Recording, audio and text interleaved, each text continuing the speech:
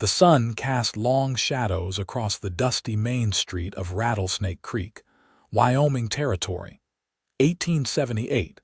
As Willa Greene stepped off the stagecoach, her legs trembling from the week-long journey. She clutched a crumpled letter in her gloved hand, the same letter that had prompted her to leave behind the only home she'd ever known in Boston to become a mail-order bride to a man she'd never met. A man named Quinn Whittaker. Willa's heart pounded against her ribs as she surveyed the ramshackle buildings lining the street. Everything looked weathered and worn, much like the people milling about. This was nothing like Boston with its cobblestone streets and gaslights.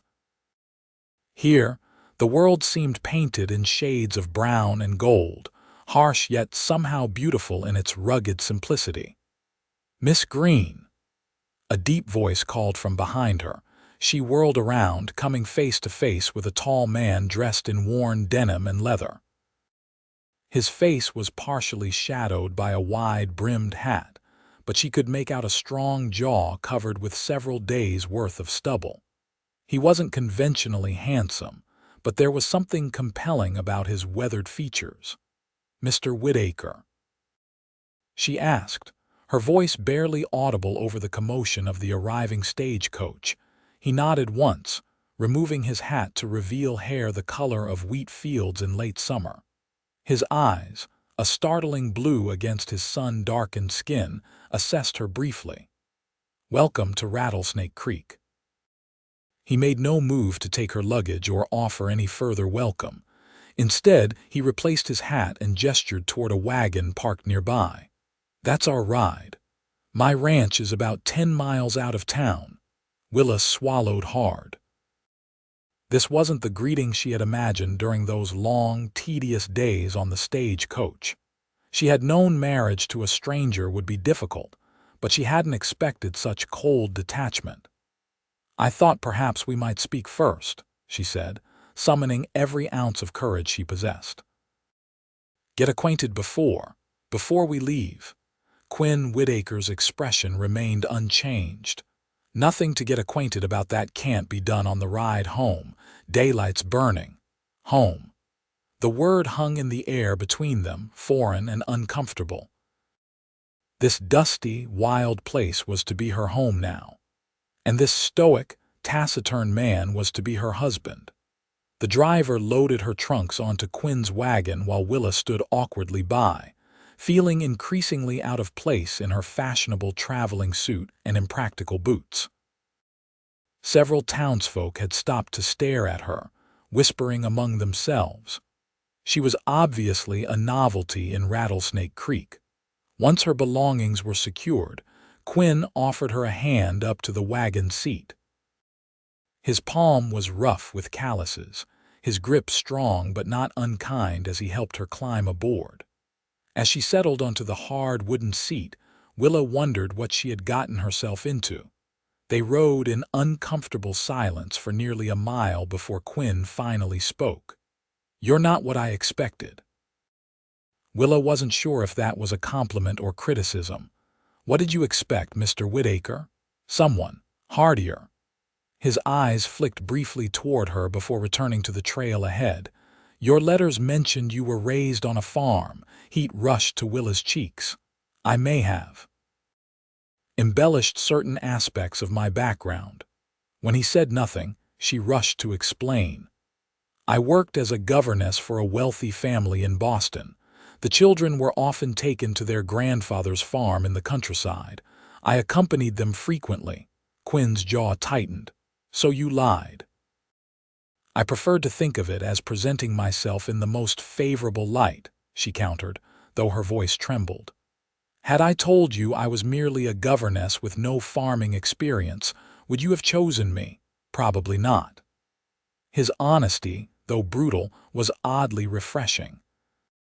"I need a wife who can handle the demands of ranch life, someone strong enough to endure hardship."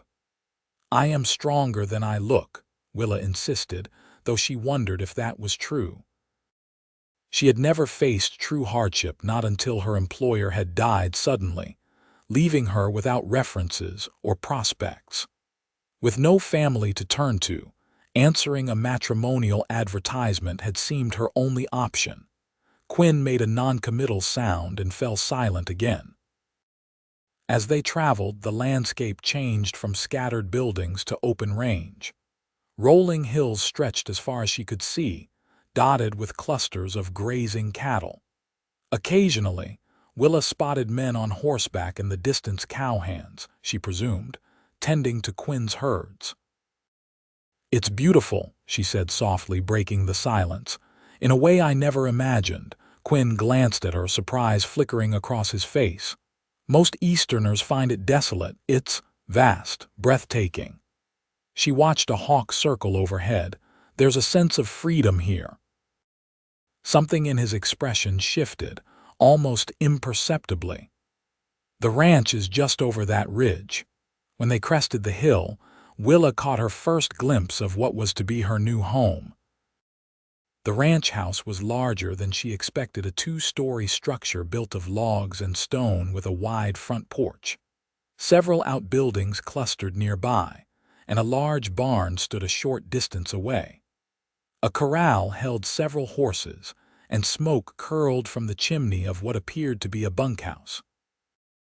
"This is all yours?" she asked, unable to hide her surprise.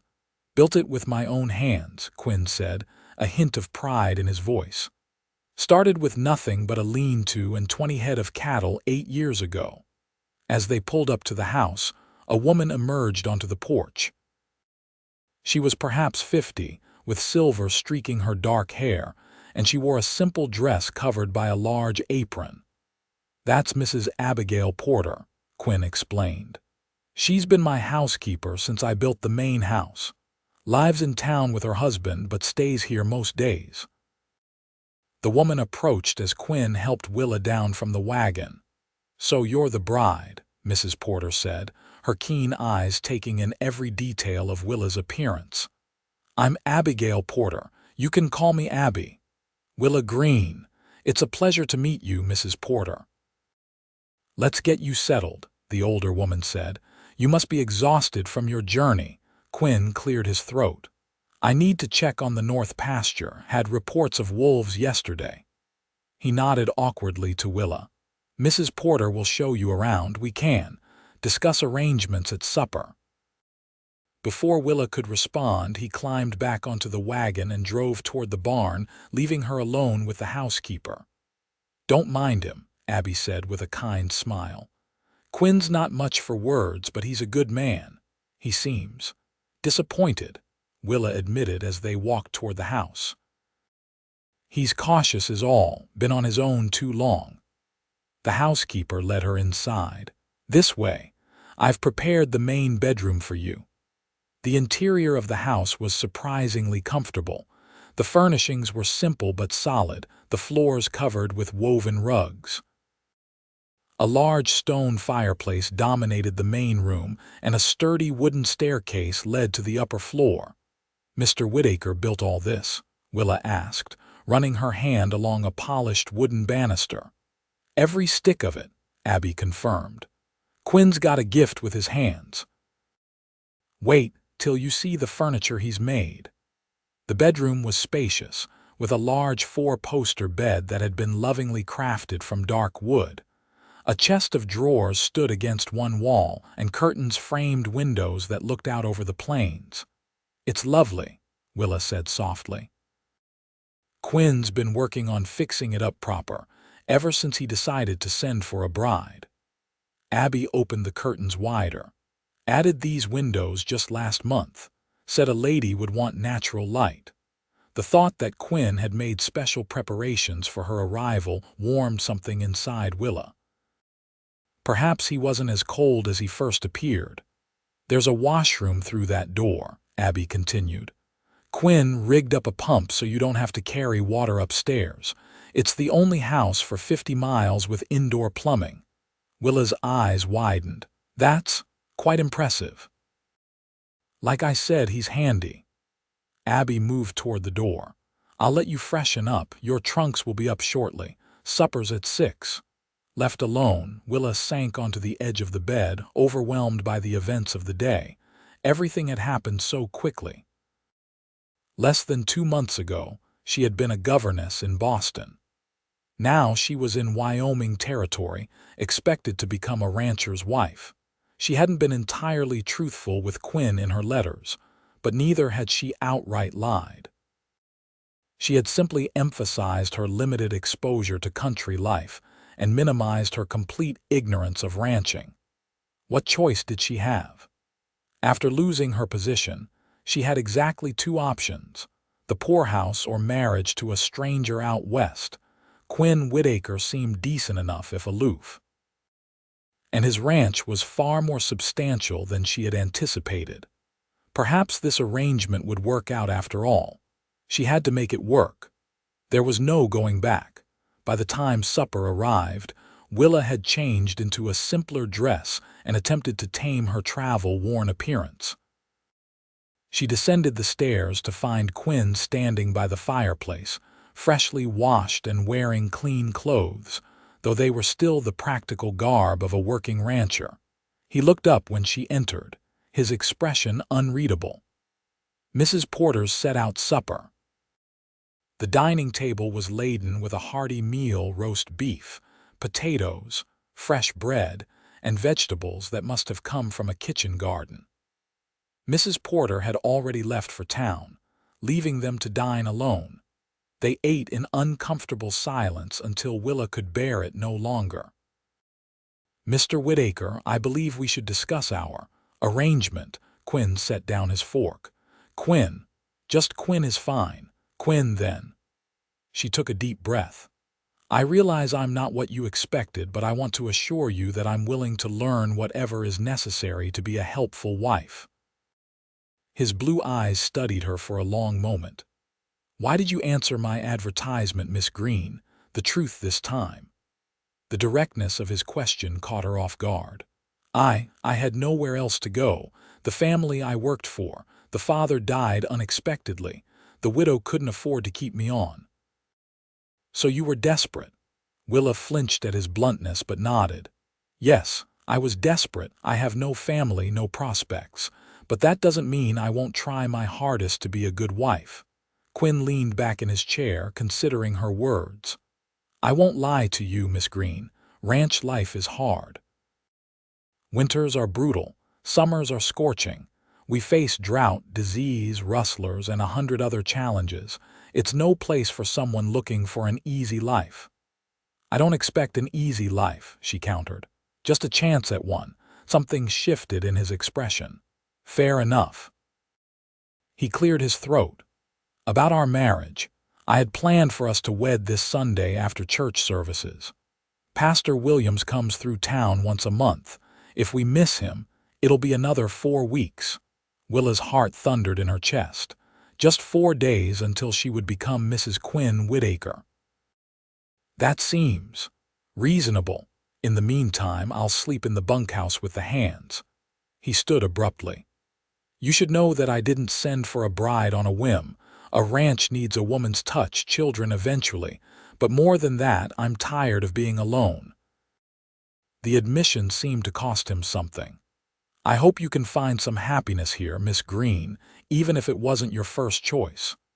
With that, he nodded awkwardly and left her sitting at the table, his words echoing in her mind. He wanted children, a family. Of course he did.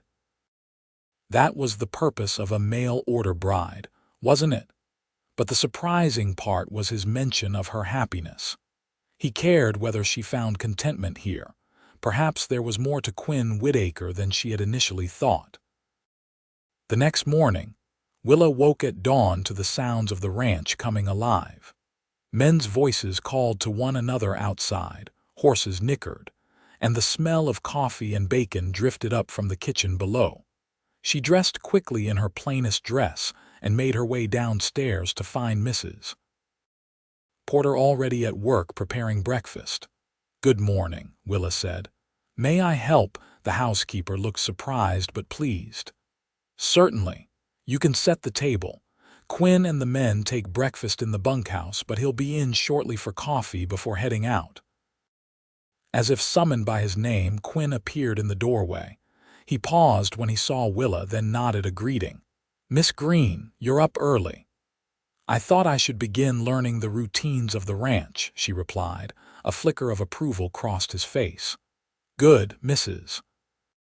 Porter can show you around today. Tomorrow, if you're willing, I'd like to take you out to see more of the property." "I'd like that," Willa said, surprising herself with her sincerity. After Quinn departed, Mrs. Porter gave Willa a thorough tour of the house and outbuildings. There was a vegetable garden that needed tending, chickens to feed, and endless household tasks. By midday, Willa's hands were blistered and her back ached, but she felt a strange sense of satisfaction. "You're doing well for a city girl," Mrs. Porter observed as they prepared the noon meal. "Most wouldn't roll up their sleeves so readily." "I want to prove myself useful," Willa admitted. "Quinn clearly expects a capable wife." "He expects a partner," the older woman corrected. "That's different. Quinn's not like some men who want a servant they can bed. He wants someone to build a life with." The blunt words made Willa blush, but they also reassured her. A partnership seemed far more appealing than the arrangement she had feared. That evening, Quinn returned earlier than the previous day. He found Willa on the front porch, darning one of his shirts that Mrs. Porter had pointed out needed mending. "You don't have to do that," he said, looking uncomfortable. "I don't mind," she replied. "I'm quite good at needlework." He sat in the chair beside her, removing his hat and running a hand through his hair. "Mrs. Porter says you worked hard today. I have much to learn, but I'm trying." Quinn was quiet for a moment, watching as the sun began to set over the plains. "Why did you tell me you were unlovable in your last letter?" The question caught Willa completely off guard. In their exchange of letters, she had indeed written those words in a moment of vulnerability after receiving his proposal. I didn't think you'd remember that," she stammered. "I remember everything you wrote," he said simply. Willa set the mending aside, her hands suddenly trembling. "It's how I've always felt. My mother died when I was born. My father never forgave me for it. He barely acknowledged my existence until he died when I was 16. After that, I was passed from relative to relative until I was old enough to work as a governess." She could feel Quinn's eyes on her but couldn't bring herself to meet his gaze. "No one has ever wanted me for myself. I've always been a burden and obligation. When you chose me from among the women who answered your advertisement, it was the first time anyone had ever chosen me." His hand, rough but gentle, covered hers. "I chose you because your letters showed intelligence and courage. You were honest about your fears but determined to face them anyway." He paused. "And because you wrote about seeing beauty in simple things. Not many people do that." Willa finally looked at him, surprised by the warmth in his eyes. "You're not what I expected either, Quinn Whittaker." A slight smile tugged at the corner of his mouth. "I'll take that as a compliment." The next morning, Quinn was waiting for her after breakfast, 2 horses saddled and ready. "Ever ride before?" he asked. Willa eyed the horses nervously. "Only in a park, on very gentle mares and always with a handler leading the way." Quinn's eyes crinkled with amusement. "Well, Daisy here is gentle enough. I'll teach you." What followed was a lesson in basic horsemanship. Quinn was a patient teacher, explaining each step clearly and demonstrating when necessary. By the time they set out to tour the property, Willa felt reasonably confident she wouldn't fall off. The ranch was even larger than she had imagined. They rode for hours, Quinn pointing out landmarks and explaining the operation of the cattle business. He showed her where the best wildflowers grew in spring, the creek where he fished for trout, and the hillside where he planned to build a schoolhouse someday when there are enough children to need one. The casual reference to future children, their children, sent a flush of heat through Willa that had nothing to do with the midday sun. They stopped for lunch beneath a large cottonwood tree by a small stream.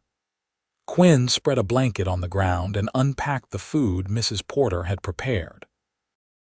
"This is my favorite spot on the whole ranch," he confessed, stretching out his long legs. "I come here to think when things get overwhelming." "It's beautiful," Willa agreed, looking at the sparkling water.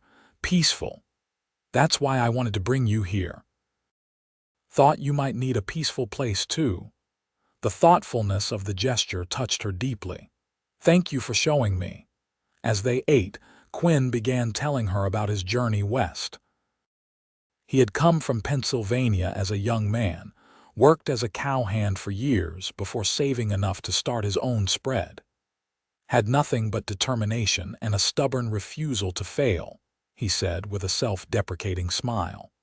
"First few years, I lived in a one-room cabin that leaked when it rained.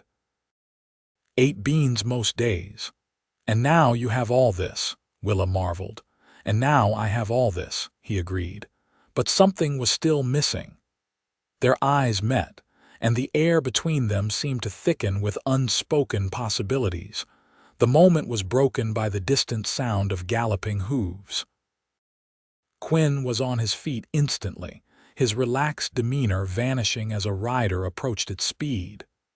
"Boss," the man called, reining in his lathered horse. "Trouble at the north fence line. Looks like rustlers cut through overnight. Took maybe 20 head. Quinn's expression hardened. "Get back to the ranch. Tell Hank to gather the men." He turned to Willa. "I'm sorry, but I need to go." "Of course," she said, quickly gathering their things.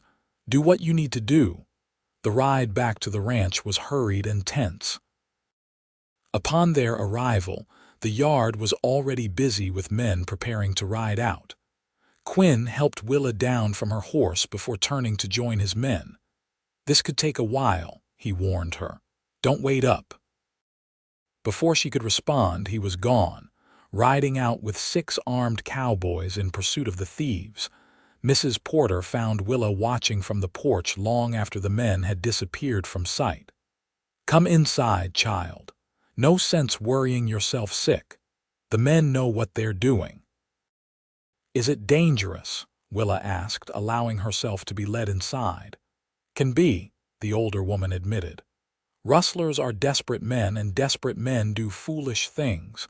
But Quinn's smart, and he's got good men with him." Despite Mrs. Porter's reassurances, Willa found it impossible to focus on anything as the hours passed with no word. She tried to help with dinner preparation, but her mind kept wandering to thoughts of Quinn facing armed thieves. What if he was hurt?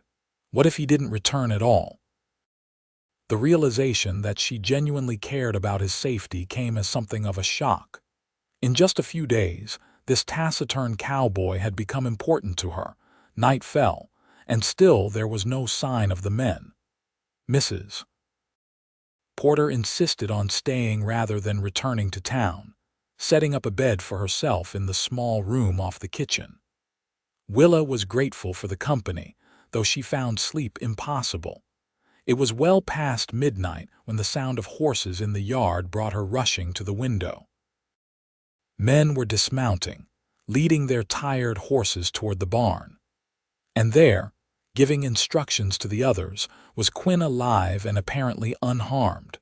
Relief washed over her so powerfully that her knees nearly buckled. She threw a shawl around her shoulders and hurried downstairs, propriety forgotten in her need to confirm with her own eyes that he was truly safe. She found him in the kitchen, slumped at the table while Mrs. Porter poured him coffee. He looked exhausted, his face grimy, but there was no sign of injury. "Quinn," she said, her voice betraying her concern. He looked up, surprise registering on his face. "You should be asleep." "I couldn't," she admitted. "Not until I knew you were safe." Something softened in his expression. "We're all fine. Caught up to the rustlers near the territorial line. They surrendered without much fight when they saw they were outnumbered. And the cattle recovered. The men are driving them back to the north pasture now." He stood, wincing slightly. "I should get some sleep." Tomorrow's still going to be a full day. You're hurt, Willa observed, noticing how he favored his right side. Just a bruise. Horse stumbled in a gopher hole. I took a bit of a tumble. He moved toward the door. Good night, Miss Greene. Willa, she corrected him softly. If I'm to be your wife in 2 days' time, you should call me Willa. He paused at the door, looking back at her with an expression she couldn't quite decipher. Good night, then, Willa. Good night, Quinn. The day before their wedding dawned clear and bright. Willa woke early, a flutter of nervousness in her stomach. Tomorrow she would become Mrs. Quinn Whittaker. The thought no longer filled her with dread. Instead, she found herself looking forward to the ceremony with cautious optimism. Mrs. Porter arrived with a package wrapped in brown paper. From Quinn, she explained, handing it to Willa. He said to tell you he's sorry he couldn't deliver it himself. Had to ride into town early for supplies. Curious, Willa unwrapped the package to find a small wooden box exquisitely carved with a pattern of wildflowers. Inside, nestled on a bed of soft cloth, was a simple gold band.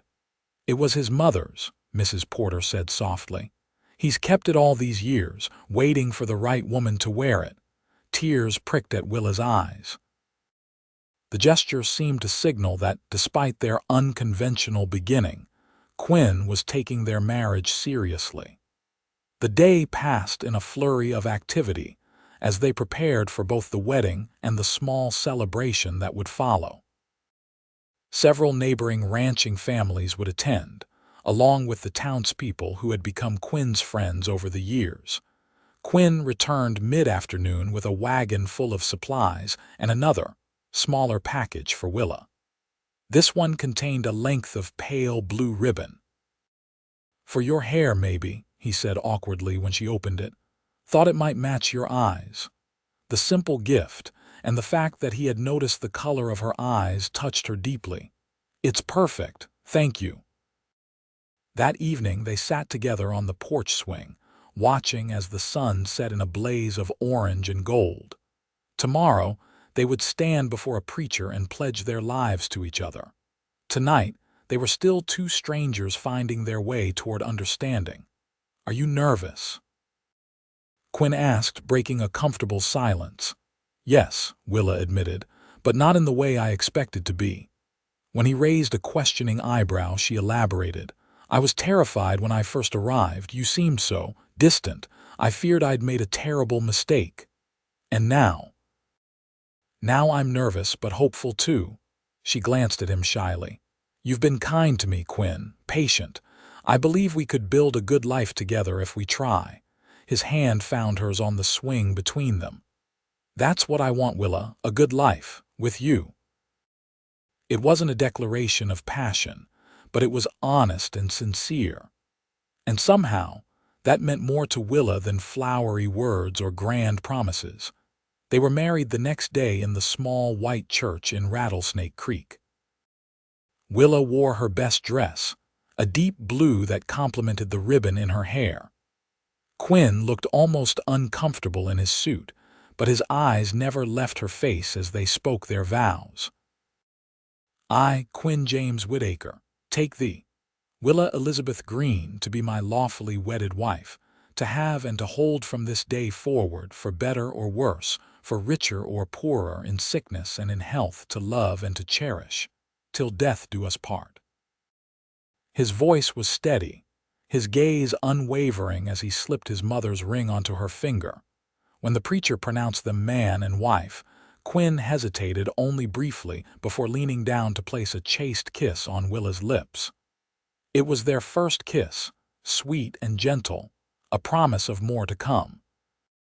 The celebration afterward was held at the ranch, with tables set up in the yard and lanterns hung from tree branches. There was music and dancing, food and laughter. Willa was introduced to so many people that their names became a blur, but everyone welcomed her warmly. Quinn's been waiting for you a long time, one elderly woman told her. Even if he didn't know it was you he was waiting for. As the evening wore on, Willa found herself watching her new husband as he moved among his friends and neighbors. He was more relaxed than she had seen him before, occasionally even smiling. Once, he caught her eye across the yard and held her gaze for a long moment, his expression softening in a way that made her heart flutter. Eventually, the guests departed, calling out good wishes and occasionally ribald jokes that made Willa blush. Quinn took it all in good humor, waving them off with promises that they'd be invited back soon, and then they were alone. "Would you like some coffee?" Quinn asked as they entered the house, the awkwardness between them returning now that they were truly husband and wife. "That would be nice," Willa agreed, grateful for the momentary reprieve. They sat at the kitchen table, the silence between them thick with unspoken thoughts. Willa's hands trembled slightly as she lifted her cup. "Willa," Quinn began, his voice low, "I want you to know that I don't expect. That is, we can wait until you're comfortable. I know this isn't exactly a conventional marriage." Relief and something like disappointment mingled in Willa's chest. "Thank you for your consideration. But Quinn, I am your wife now in all ways." His eyes darkened. "Are you certain?" In answer, Willa stood and held out her hand to him. After a moment's hesitation, he took it, allowing her to lead him upstairs to the bedroom that would now be theirs. The room was bathed in moonlight streaming through the windows he had installed for her. Willa's heart pounded as she stood before him, nervous but determined. "I don't know much about being a wife," she admitted softly, "but I want to learn with you." Quinn's hand cupped her cheek, his touch gentle. "And I don't know much about being a husband. Seems we'll be learning together." When he kissed her, it was different from the brief touch of lips at the church. This kiss held promise and growing passion. Willa felt herself respond, her arms going around his neck as he pulled her closer. That night, Quinn Whittaker showed his new wife that actions often spoke louder than words. His hands and lips expressed what he struggled to say aloud, that he desired her, respected her, and cared for her deeply. And Willa discovered that far from being unlovable, she was very much wanted indeed. The days that followed settled into a rhythm. Quinn rose early to work with his men, while Willa took over the management of the household from Mrs. Porter, who now came only 3 days a week. In the evenings, they would sit together on the porch or by the fire, talking about their days and gradually revealing more of themselves to each other. Willa learned that Quinn had lost his parents young and had been raised by an uncle who taught him ranching. He had come west at 18, determined to build something of his own. His quiet demeanor masked a sharp mind and an occasionally surprising sense of humor. Quinn discovered that his city-bred wife was a quick learner, determined to master the skills required of a rancher's wife. She approached each new challenge with determination, from making soap to preserving vegetables for winter.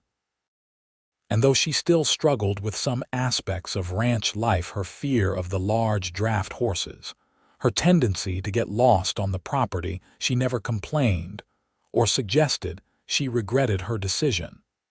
Their nights together grew increasingly intimate as they learned each other's bodies and desires. Quinn was a considerate lover, attentive to Willa's pleasure, and she blossomed under his touch. 6 weeks after their wedding, a late summer storm rolled in from the mountains. The rain pounded on the roof as they lay together in bed, Willa's head resting on Quinn's chest, his arm wrapped around her shoulders. "Quinn," she whispered, unsure if he was still awake. "Hum?" His fingers traced lazy patterns on her bare shoulder. "Are you happy? With our arrangement, I mean." He shifted, propping himself up on one elbow to look down at her. "Arrangement? Is that what you still think this is?" Willa bit her lip. "I don't know what to call it. We didn't marry for love." "Maybe not," he agreed, "but that doesn't mean love can't grow." He tucked a strand of hair behind her ear. "I care for you, Willa, more than I expected to, More than I've cared for anyone in a very long time." It wasn't a declaration of love, but it made her heart swell nonetheless. "I care for you too, Quinn." His kiss was tender, and when he made love to her again, it felt different, somehow deeper, more meaningful.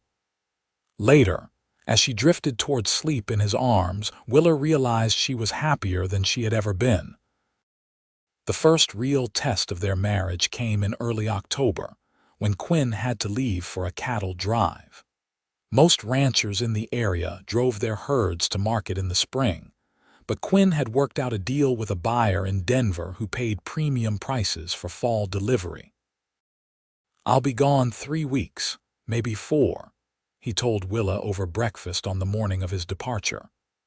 "Hank and 2 of the other men will stay behind to keep an eye on things here, but I want you to be careful. Keep the shotgun by the door and don't hesitate to use it if necessary."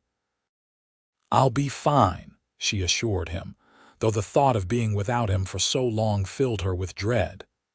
In the 3 months they'd been married, they had rarely spent even a night apart. Quinn's expression was troubled.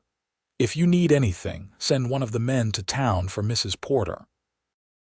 "And if there's an emergency, Quinn," Willa interrupted, placing her hand over his, "I'll be fine. This is my home now, remember? I'm not going to fall apart just because you're away for a few weeks." He caught her hand and brought it to his lips. "I'll miss you." The simple admission warmed her. "I'll miss you too." The morning of his departure was chaotic, with men and horses everywhere, last-minute preparations and shouted instructions. Finally, everything was ready. The herd of nearly 500 cattle was gathered, the chuck wagon was loaded, and the cowboys were mounted and waiting. Quinn found Willa on the porch, watching the activity. He had already said goodbye privately, in the pre-dawn darkness of their bedroom, but now he approached her once more. "Be careful," she told him, straightening the bandana around his neck. "Always am." He hesitated, then leaned down to kiss her, unmindful of the cowboys watching. "I'll be back as soon as I can." And then he was gone, riding at the head of the herd as they began the long journey to Denver. The first week of Quinn's absence passed slowly. Willa kept busy with household tasks and the vegetable garden, which needed harvesting before the first frost. The 3 cowboys left behind treated her with awkward respect, taking their meals in the bunkhouse and disturbing her only when necessary. The second week was harder. A cold snap descended on the ranch, bringing icy winds and freezing temperatures. Willa struggled to keep the house warm, burning through firewood faster than expected. One night, the temperature dropped so low that the pump in the kitchen froze. She had to melt snow for water until Hank could repair it the next day. By the 3rd week, Willa was counting the days until Quinn's return. She hadn't realized how accustomed she had grown to his presence, the sound of his boots on the porch, his deep voice calling her name, the weight of his arm around her as she slept. It was during this 3rd week that disaster struck. Willa was in the barn, collecting eggs from the chicken coop, when she heard shouts from the direction of the corral. She rushed outside to see flames leaping from the roof of the bunkhouse. Hank and the other cowboys were already forming a bucket line from the well, but the fire was spreading quickly, whipped by the strong wind. Sparks flew toward the main house and barn. "Mrs. Whittaker," Hank shouted when he saw her, "get the horses out of the barn." Willa ran for the barn, her heart pounding. Inside, the horses were already nervous, sensing the danger. The large draft horses that had always intimidated her were stamping and snorting in their stalls. "Easy," she murmured, approaching the first stall. The horse inside Thunder, Quinn's favorite stallion, rolled his eyes at her, clearly agitated. Willa's hands trembled as she unlatched the stall door, but she forced herself to remain calm. "Come on, boy. We need to get you out of here." One by one, She led the horses from their stalls and out of the barn. The draft horses were the most difficult, their massive size making them hard to control, but her fear was overshadowed by her determination not to let Quinn down. Outside, the situation had worsened. The bunkhouse was fully engulfed, and sparks had ignited a small fire on the roof of the main house. Hank and one of the other cowboys were trying to douse it, while the third man continued to battle the bunkhouse fire. "Hank," Willa called, "the barn roof." He turned to see flames beginning to lick at the edge of the barn roof. "Jesus, get more buckets. We can't lose the barn." For the next hour, Willa worked alongside the cowboys, passing buckets and battling the flames. Her arms ached, smoke burned her lungs, and sweat streaked her soot-stained face.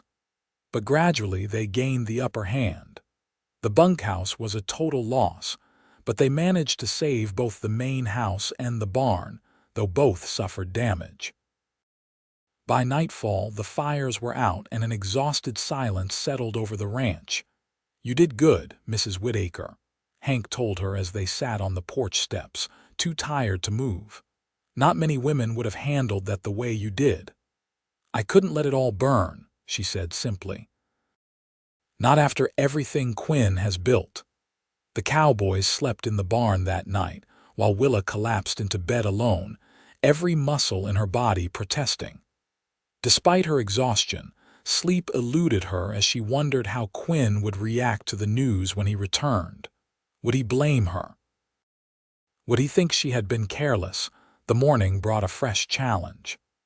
A storm was rolling in, and the damaged roofs needed immediate attention, or the next rainfall would cause even more destruction.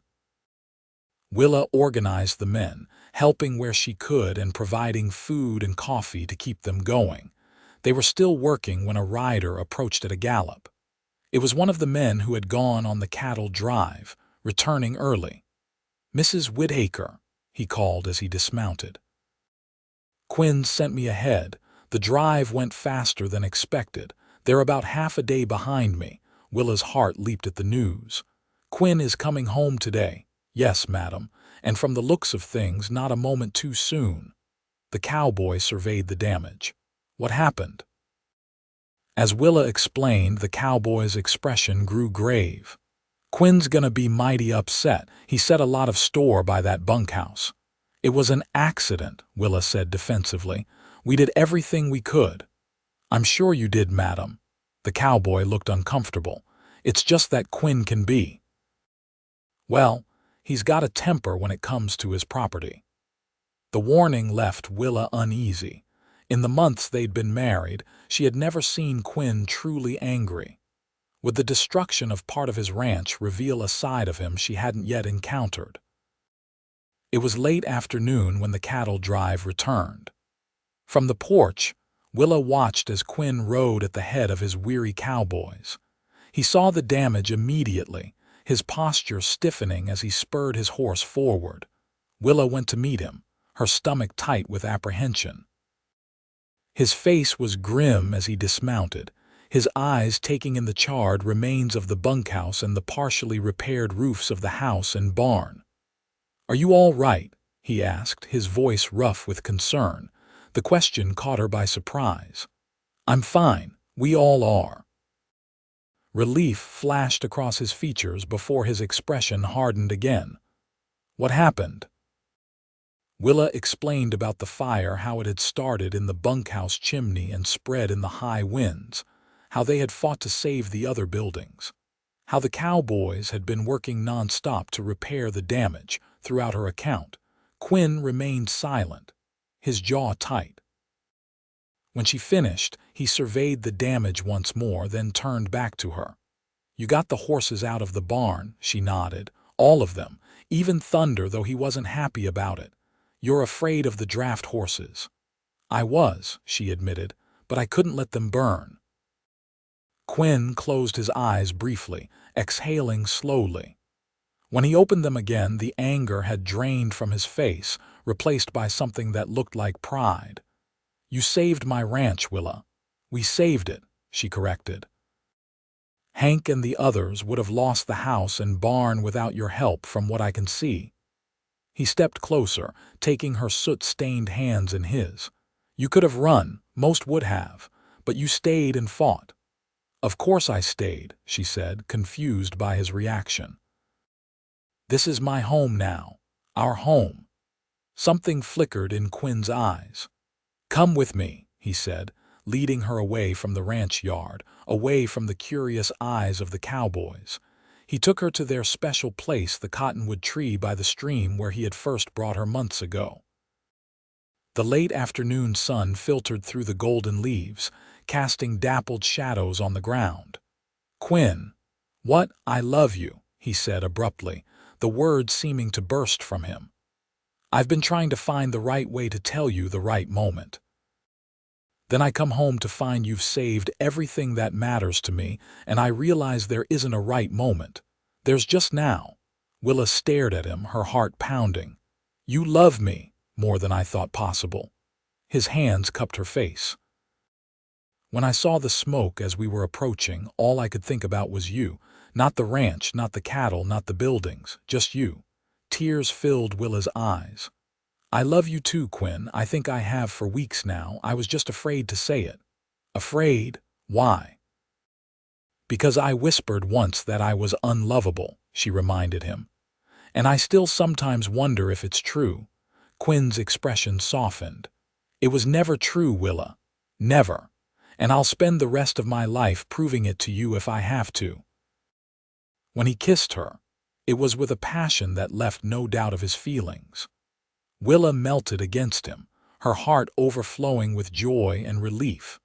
Later, as they walked back to the ranch hand in hand, Quinn spoke of the successful cattle drive and the plans he had for rebuilding. "We'll make the bunkhouse larger," he said. "And I'm thinking we should add a room to the main house. A nursery, maybe." Willa stopped in her tracks, her eyes widening. "A nursery?" Quinn's expression was a mixture of hope and uncertainty. "If you want children, that is." "I know we haven't discussed it much, but I've always hoped." "I want children," Willa assured him. "Very much. And it's possible we may need that nursery sooner than you think." It took a moment for her meaning to register. When it did, Quinn's face transformed with wonder.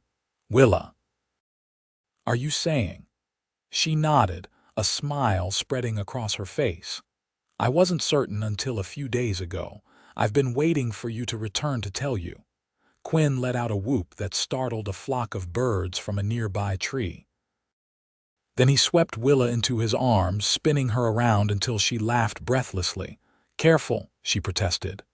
"The baby," he set her down gently, his hands moving to rest on her still flat stomach with reverence. "Our baby," he murmured. "Our family." The word settled over them like a blessing.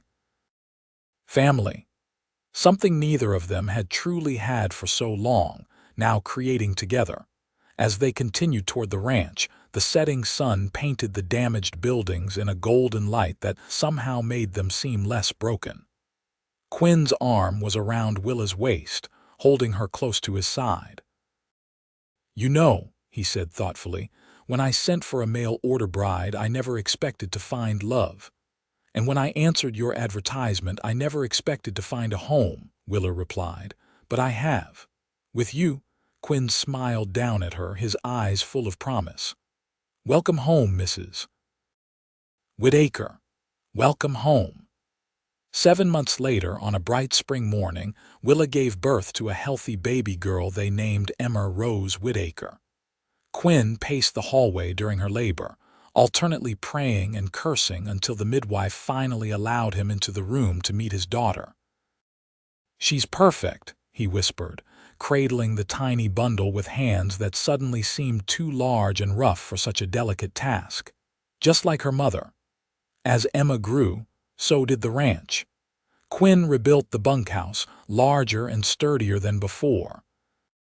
He added the nursery to the main house, filling it with furniture he crafted himself in the evenings. And as promised, he built a schoolhouse on the hillside, though it would be years before Emma and the children who followed would need it. The marriage that had begun as a practical arrangement between strangers blossomed into a partnership founded on deep love and respect. Quinn found in Willa not just a wife and mother to his children, but a true partner who shared his dreams and helped make them reality. And Willa, who had once whispered that she was unlovable, discovered that love had been waiting for her all along in a rugged Wyoming ranch and the arms of a taciturn cowboy who had chosen her, above all others, to be his bride. Years later, when their children asked how they had met, Quinn would take Willa's hand and say, "I sent for the finest woman in all the East, and by some miracle she came to me." And Willa would smile, remembering the uncertain girl who had stepped off a stagecoach into a new life, never imagining the happiness that awaited her. For Quinn and Willa Whittaker, what had begun as necessity had transformed into the greatest blessing of their lives, a love as vast and enduring as the western plains they called home.